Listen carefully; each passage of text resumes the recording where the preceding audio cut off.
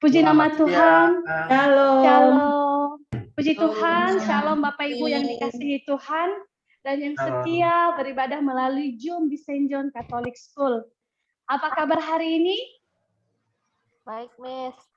Saya berharap semua kita yang hadir siang hari ini semua dalam keadaan baik karena kita percaya bahwa kita selalu aman dalam lindungan Tuhan Yesus.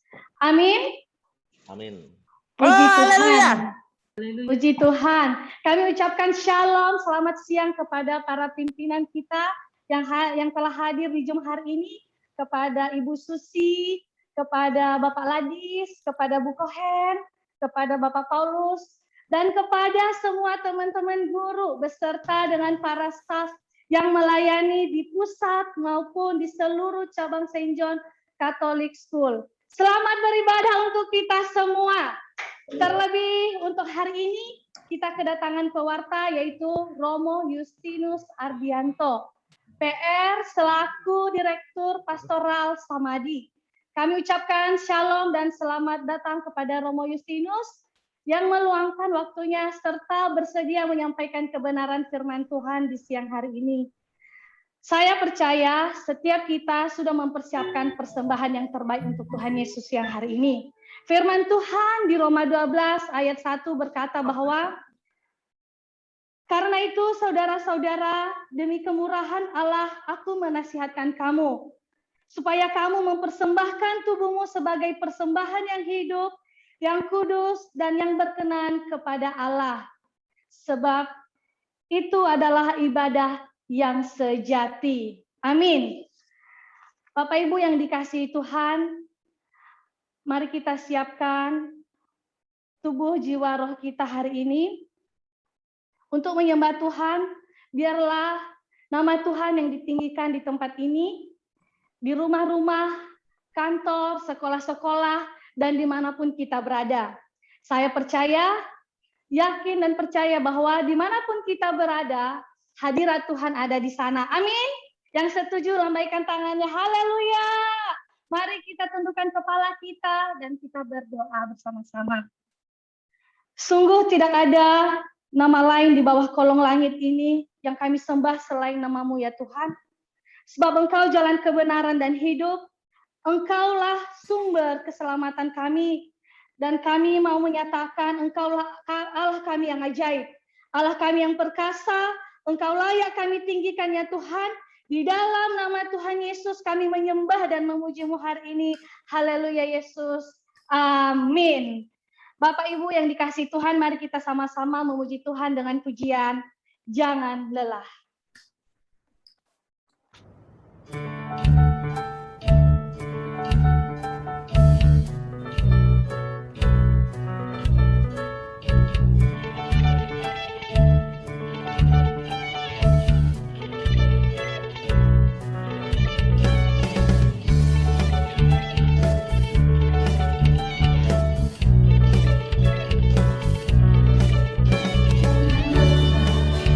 Ora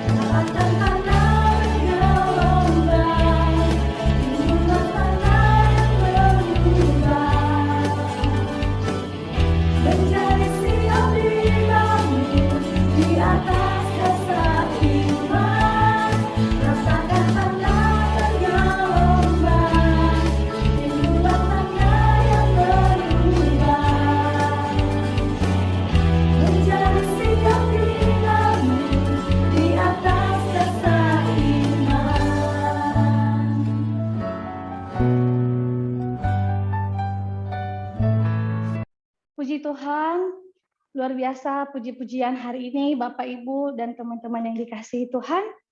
Kita percaya bahwa hidup kita ada di tangan Tuhan. Yang kita tahu, kita datang tidak membawa apapun ketika kita datang di dunia ini. Ketika kita dipanggil Tuhan, harta yang kita miliki di dunia ini pun kita tidak akan bawa. Untuk itu, mari kita satukan hati kita untuk menyembah Tuhan dengan lagu penyembahan hati sebagai hamba.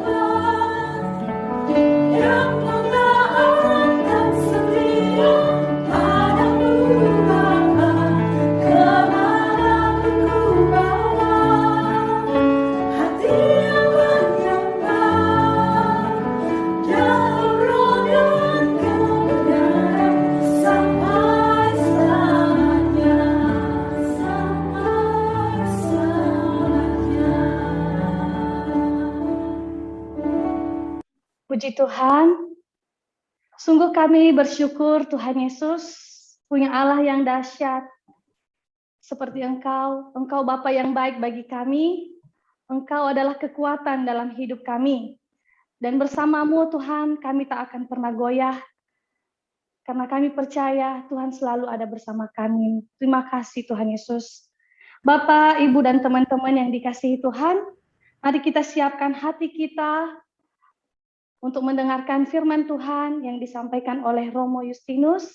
Kepada Romo kami persilahkan, Tuhan Yesus memberkati. Ibu Bapak, saudara-saudariku, para pengajar dan manajemen di St. John Catholic School, selamat sore, shalom, salam kenal buat Anda semua. Selamat sore Romo. Selamat sore Romo. Selamat sore, Pak. Saya Romo Selamat sore. Yunus. Saya nggak boleh GR, sudah terkenal ya. Tetapi pasti banyak dari kita belum sempat ketemu ya. Walaupun belakangan ini nama saya cukup viral terkait Samadhi menjadi tempat isolasi mandiri ya. Sehingga mungkin Anda sempat mendengar yang namanya Pusat Pastoral Samadhi, sempat lihat video yang dibuat oleh para frater tentang karya di sini. Tetapi mungkin baik sedikit saya memperkenalkan diri. Saya menjadi Romo baru 20 tahun. Tahun 2001 bulan Agustus ini saya ditahbiskan di Gereja Santa Maria Tangerang. Itu 20 tahun yang lalu. Lalu saya pernah bertugas menjadi Ketua Komisi Komunikasi Keuskupan Agung Jakarta sekitar 9 tahun.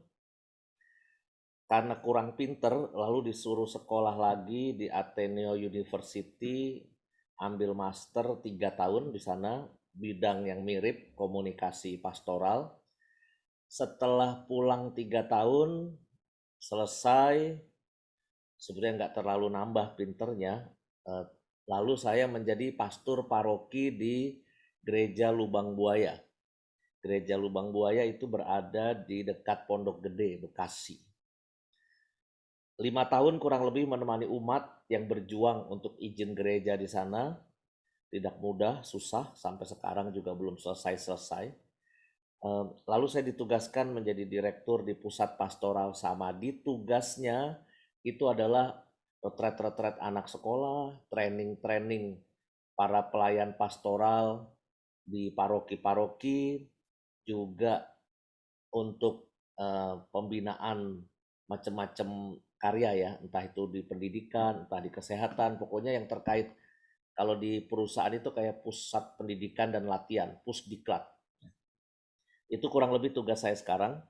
Nah, ketika saya ditawari untuk memberi renungan di Praise and Worship Anda ini, saya juga takjub sebetulnya, kok ada ya kumpulan pengajar dan manajemen sekolah bikin Praise and Worship siang-siang. Apakah memang ini menjadi sesuatu yang rutin atau memang karena kebutuhan darurat, karena dunia ini agak mencekam ya, mencekam oleh COVID, lalu belakangan ini mencekam juga oleh Taliban dan seterusnya. Kita nggak tahu nanti bergerak kemana, tetapi setidaknya pasti kita sedang menghadapi dunia yang tidak mudah hari-hari ini, dan kurang lebih sudah setahun ini kita membiasakan suatu cara hidup yang berbeda. Cara hidup yang berbeda itu maksudnya adalah mengajarnya berbeda, berdoanya juga ibadah kita berbeda, cara belanja kita juga berbeda, dan sebagainya. Tapi inilah perubahan dunia yang nampaknya harus juga kita terima. Saya maka lalu memilih tema melayani dengan gembira dan tulus hati. Saya akan membacakan inspirasinya dari Kisah Para Rasul bab 2.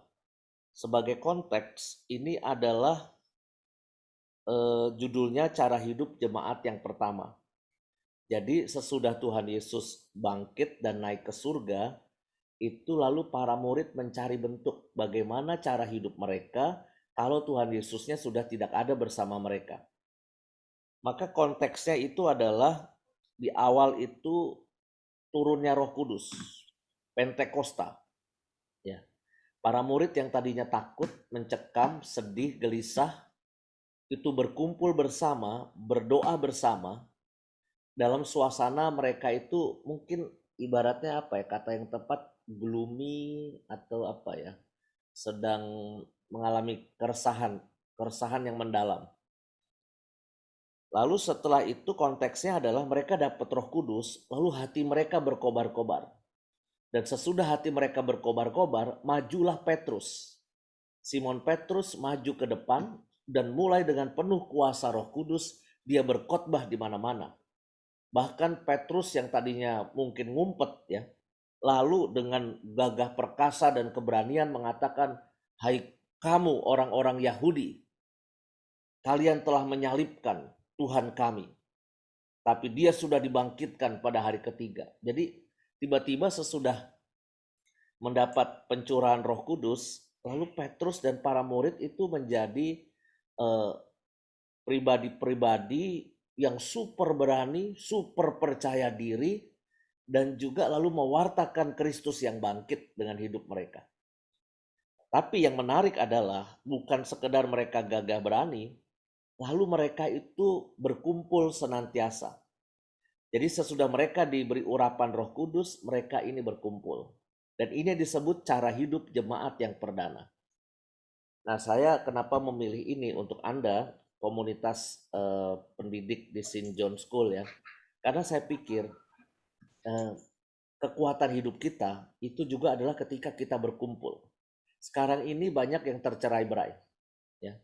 Kita nggak bisa berkumpul di sekolah, kita nggak bisa berkumpul bersama teman-teman kita, tetapi kita kuat berkumpul bersama keluarga kita.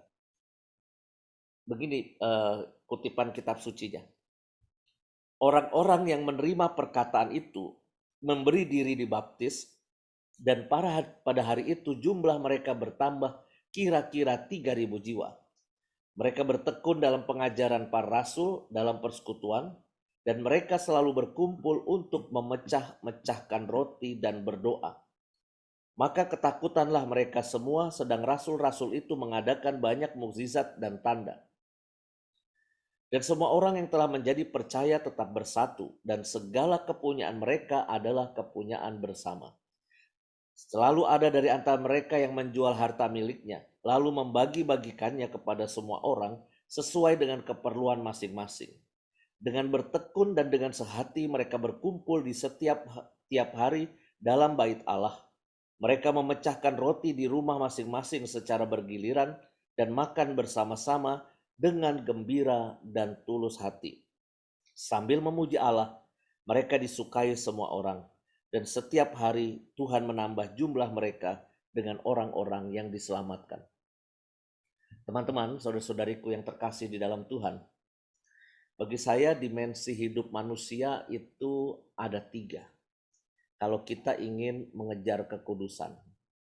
Apa saja itu? Dimensi hidup yang pertama itu adalah kehidupan rohani. Kehidupan batin kita pribadi. Tugas kita adalah memberi makan tubuh rohani kita. Ya. Kalau tubuh jasmani kita tuh butuh makanan Bapak Ibu, tubuh rohani juga butuh makanan. Jangan dikira yang butuh makan ini mulut kita aja, terus perut kita saja, enggak. Menurut saya, kita ini punya tubuh rohani. Dan tubuh rohani itu pun harus diberi makan. Bagaimana caranya? Kitab suci hari ini, dan pasti ada di ayat yang lain, itu menegaskan beberapa hal. Mendengarkan firman Tuhan. Merayakan ekaristi, memecah-mecah roti. Ya. Berdoa pribadi. Kalau saudara-saudari kita yang Kristen, istilahnya saat teduh. Ya. Tapi buat saya, kita semua itu perlu yang namanya berdoa pribadi. Ketika dimensi personal ini tidak kuat, ya, maka ini merembet ke hal-hal lain menjadi juga nggak kuat. Kalau kehidupan batin kita gelisah, kehidupan batin kita ini tidak terpuaskan oleh spiritualitas yang mendalam dalam hidup kita, saya kok tidak yakin ketika kita menghadapi ini dan itu dalam kehidupan kita, ya, khususnya persoalan-persoalan ataupun tragedi-tragedi kehidupan yang berat, itu kita tidak akan kuat. Saya ngasih contoh ya sama Anda. Pengalaman tahun 2002. Kalau Anda ingat, tanggal 2, bulan 2, tahun 2. Anda ingat nggak tanggal ajaib itu? Tanggal itu ada apa? Pasti Anda yang pernah jadi korban ingat. Tanggal 2, bulan 2, tahun 2002. Itu adalah tahun kebanjiran raksasa di Jakarta. Dan waktu itu kan tanggal bagus tuh, tanggal 2 bulan 2. Kalau menurut hitungan-hitungan orang Chinese, 22 ya, itu saat yang bagus untuk nikah. Karena 22 tuh artinya akur, 22. Nah, tapi ternyata Jakarta itu kelelep. Dan kelelepnya itu banjirnya itu ekstrim Bapak Ibu. Bukan cuma 1 hari, tapi seingat saya itu 10 hari. Jadi banjir surut, banjir surut, banjir surut. 10 hari. Nah, ini ada cerita. Di paroki saya, di gereja saya di daerah Thomas Rasul Bojong Indah, itu ada 2 orang Katolik rumahnya jejeran, ya, bersebelahan. Yang satu stres ketika banjir, harta bendanya habis. Apa yang dia lakukan? Dia minum obat serangga, lalu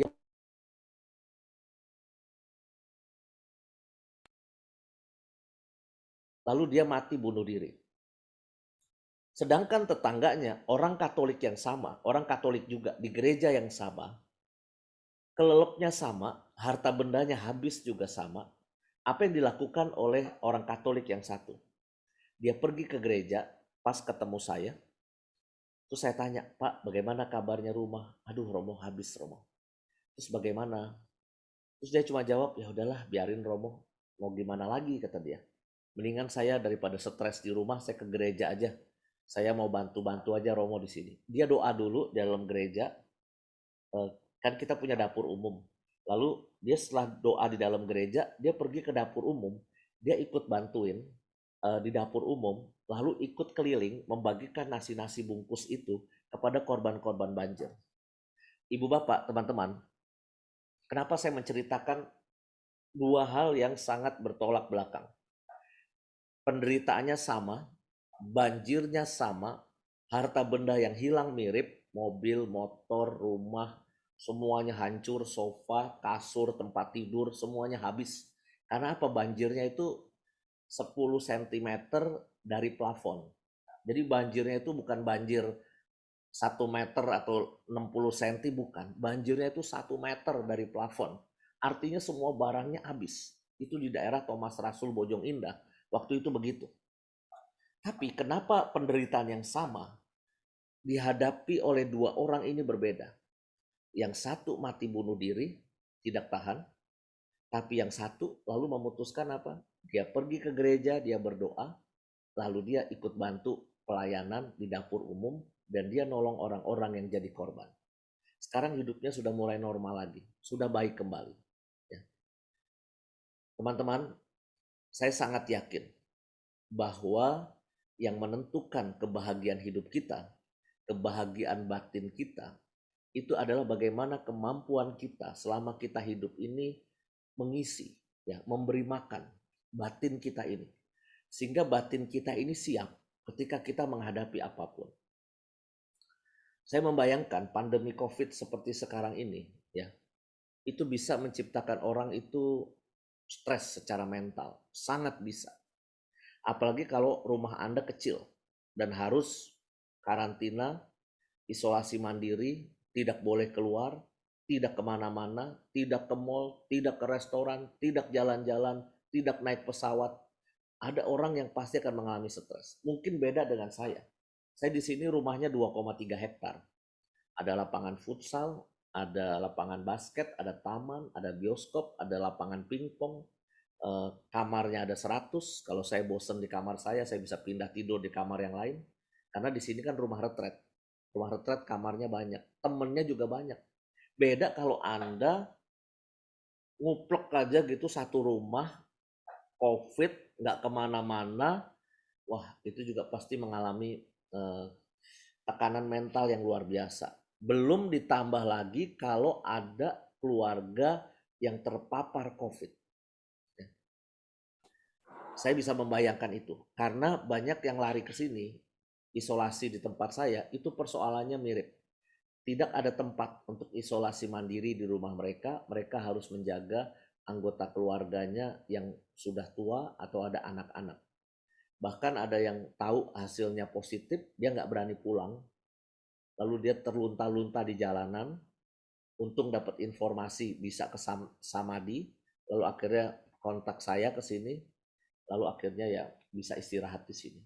Ada yang mengalami begitu banyak tekanan hari-hari ini, belum termasuk soal kesulitan ekonomi. Saya nggak tahu, dunia pendidikan sih harusnya stabil ya. Karena toh anak-anak tetap harus sekolah. Bahwa mungkin ada diskon, saya nggak tahu apakah Sinjon ngasih diskon kepada anak-anak murid karena tidak datang ke sekolah, sekolahnya online.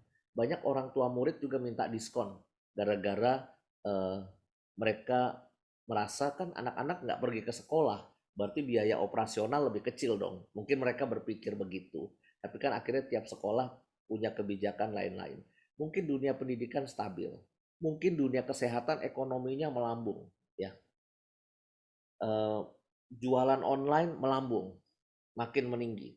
Tapi kita tidak menutup kemungkinan ada orang-orang yang pekerjaannya itu benar-benar hancur. Ya.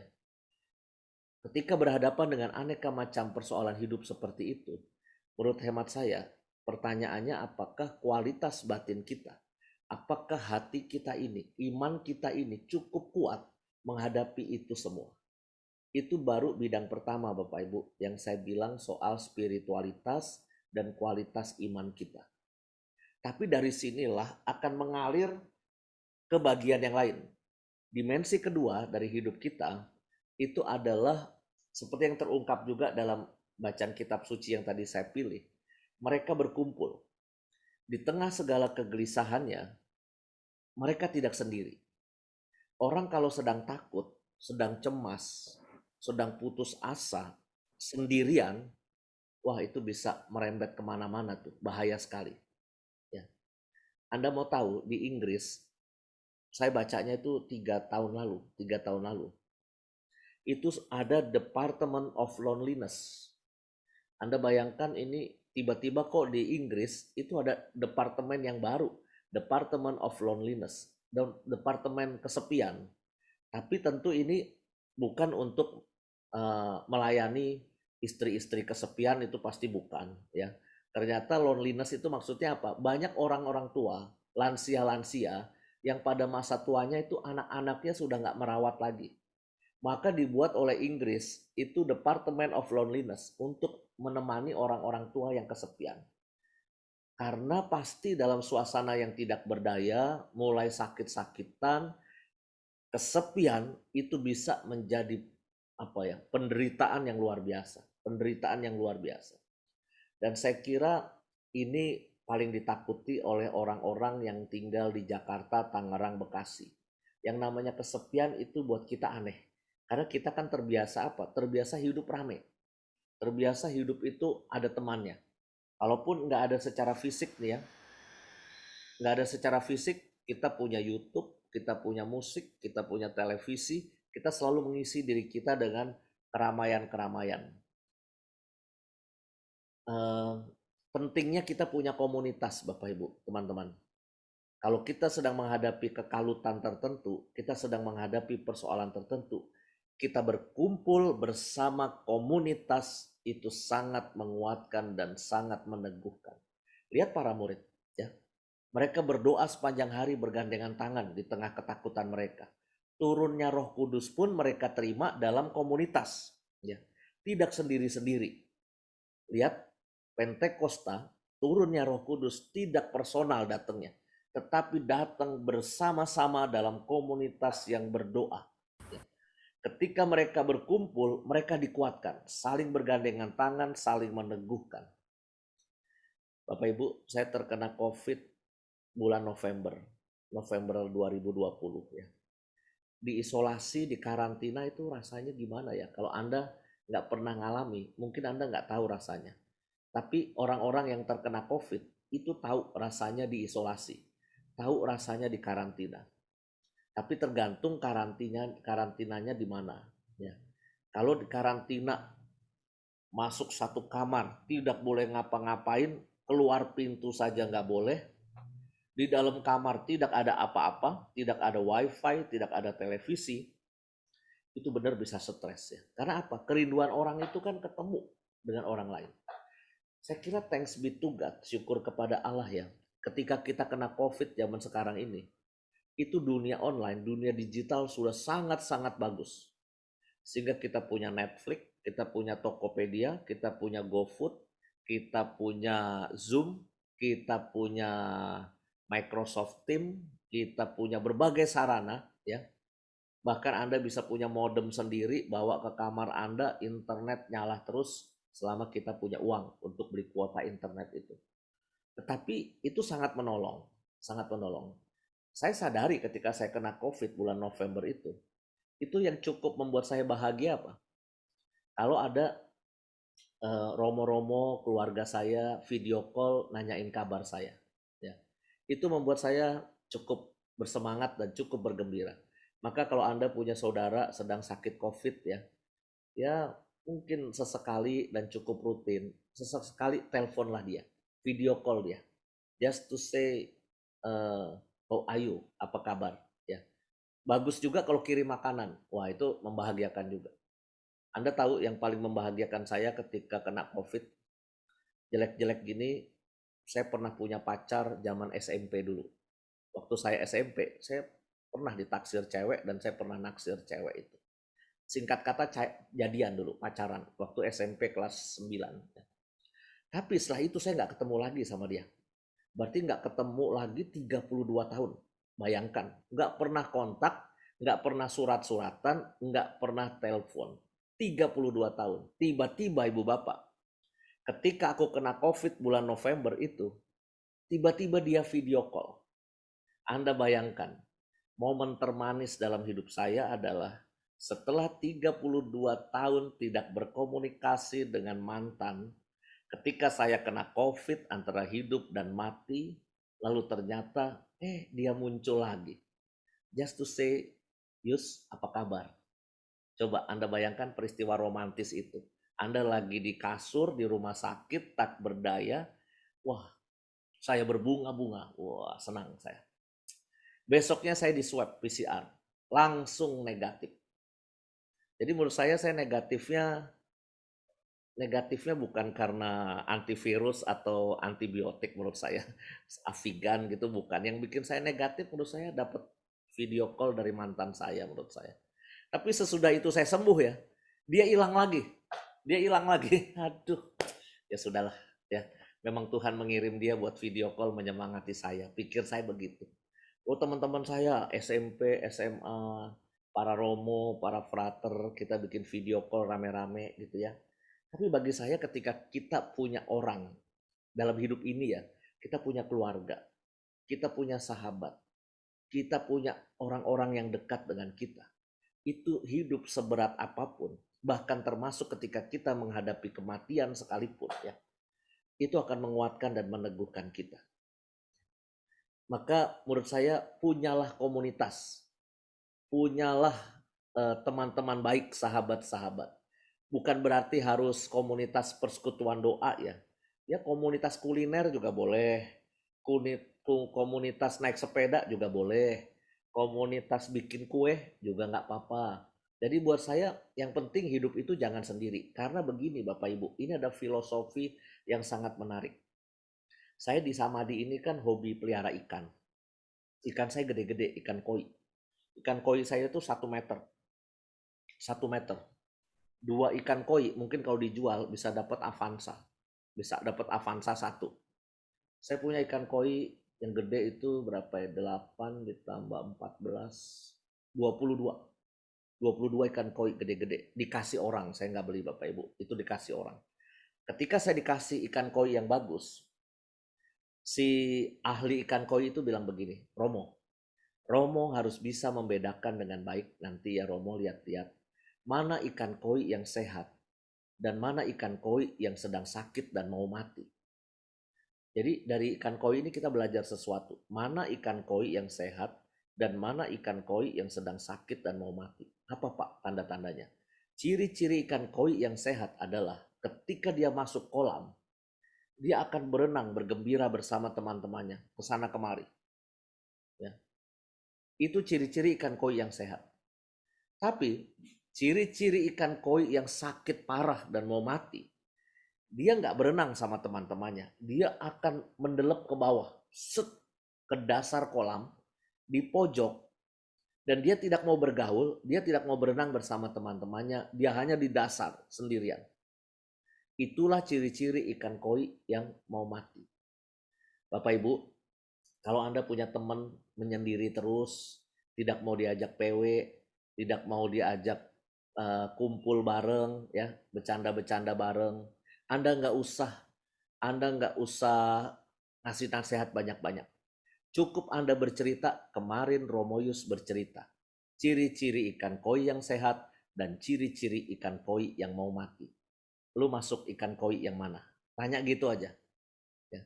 Karena apa? Kumpul, berkomunitas, itu akan memberikan apa? Kegembiraan. Ya. Kegembiraan dan juga semangat itu bertumbuh.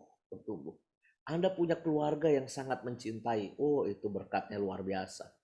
Ya, berkatnya luar biasa. Kenapa Korea Selatan itu menjadi negara yang paling banyak angka bunuh dirinya? Saya baca di Newsweek. Ini berita sudah tahun 2010 sebetulnya, ya. Saya baca isinya apa? Dulu Korea Selatan ketika miskin ya, ketika miskin negara agraris, itu biasa satu rumah tuh 3 generasi. Opa oma, papa mama, dan anak. Jadi biasa satu rumah itu 3 generasi ini. Miskin tetapi kasus bunuh dirinya kecil. Kecil. Tapi ketika Korea Selatan menjadi negara yang maju, ya, negara maju dengan apanya? Dengan K-pop-nya, Blackpink, BTS, apalagi Super Junior atau apalah nggak tahu lah, Suju. Terus ditambah lagi drama Korea, ya, drakor yang penuh kisah-kisah cinta dan sebagainya. Samsung, Operasi Plastik, Hyundai, dan macam-macam. Korea Selatan makin kaya. Anak-anak itu nggak pengen tinggal sama papa mama. Anak-anak ketika milenial, mereka tidak mau tinggal sama papa mama, milenial maunya tinggal di apartemen. Tinggal sendiri. Apa yang terjadi? Ketika mereka stres, ketika mereka konflik, ketika mereka gagal, ketika mereka dapat kata-kata yang buruk, haters ya, itu kan ada kata-kata yang seringkali dari haters selalu memaki-maki kita gitu ya. Ketika mereka batinnya terpukul seperti itu dan hidup sendirian, tidak ada keluarga, tidak ada yang menemani makan, tidak ada yang bertanya how are you today, tidak ada yang mau tidur sebelum tidur good night, dipeluk dan sebagainya. Apa yang terjadi?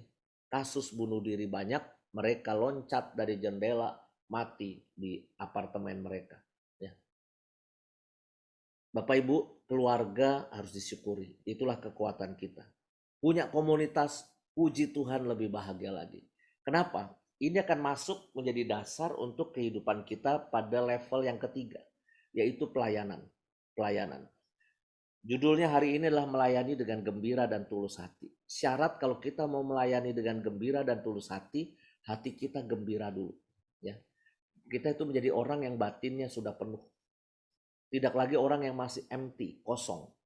Ketika Anda menjadi pribadi masih kosong, masih kesepian, masih yang jauh dari Tuhan, tidak disentuh oleh nilai-nilai ajaran Tuhan, batin kita kosong, Anda nggak akan bisa melayani dengan baik.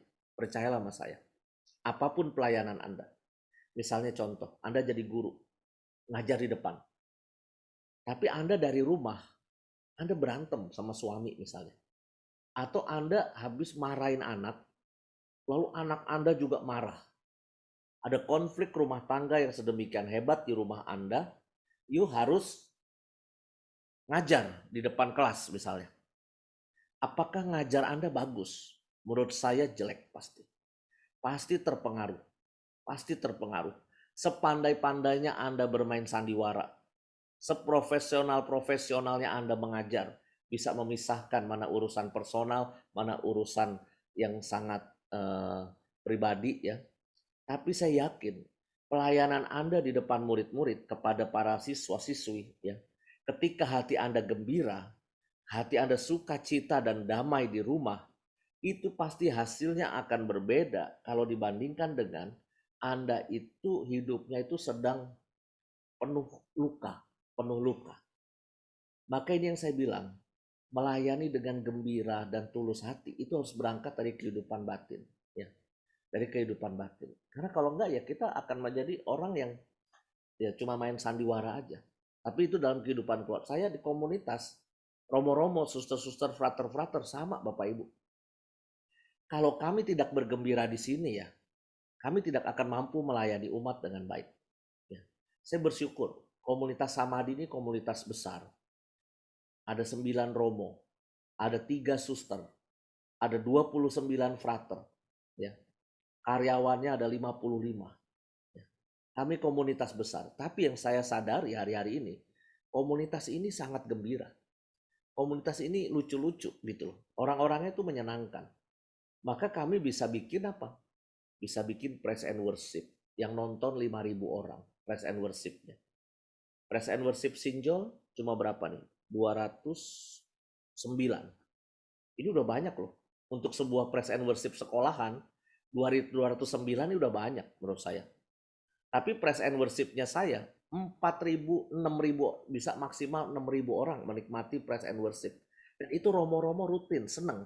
Nyanyi, bercerita, sharing pengalaman. Kenapa? Kumpul bersama teman-teman yang cocok.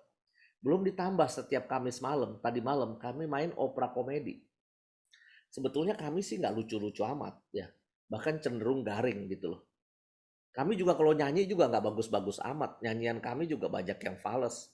Tapi kan kami kalau makin fals nih, makin garing humornya, kita tuh makin ngeledekin temen. Dan kalau ngeledekin temen, no hard feeling.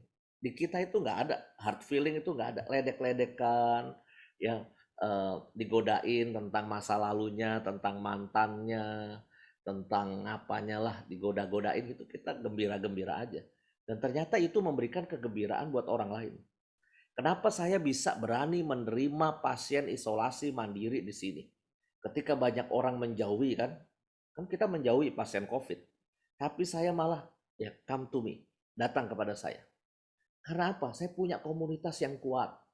Saya punya para frater, saya punya para karyawan yang rela berkorban. Para romonya juga mau terjun ke atas. Ya, untuk terjun tuh ke bawah ya, maksudnya terjun ke atas tuh ini pasien COVID-nya lagi ada di atas.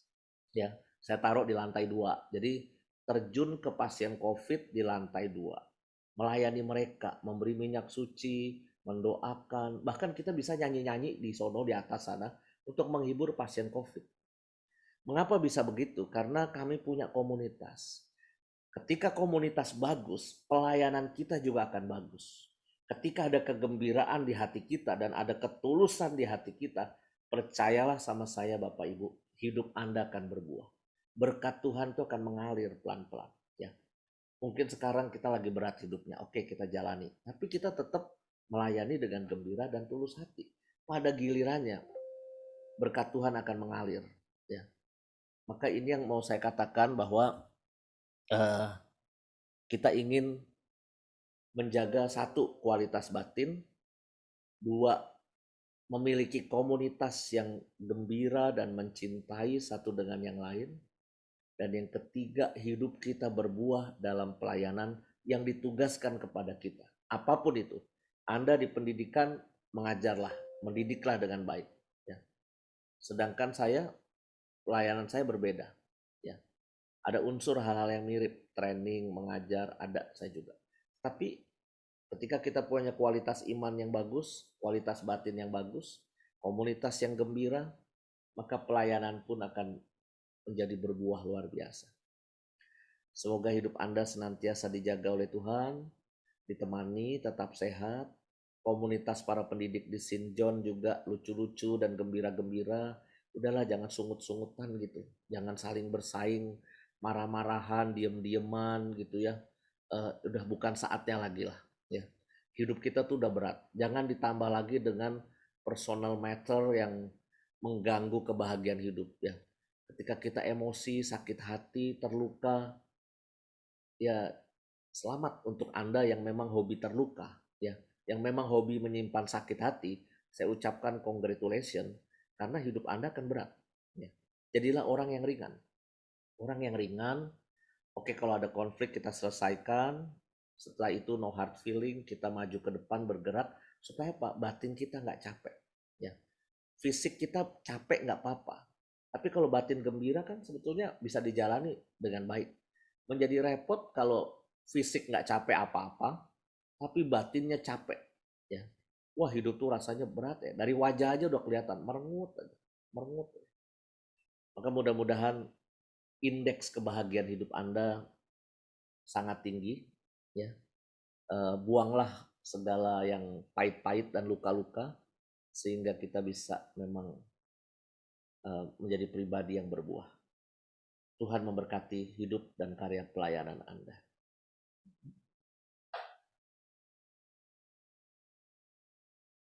Silakan.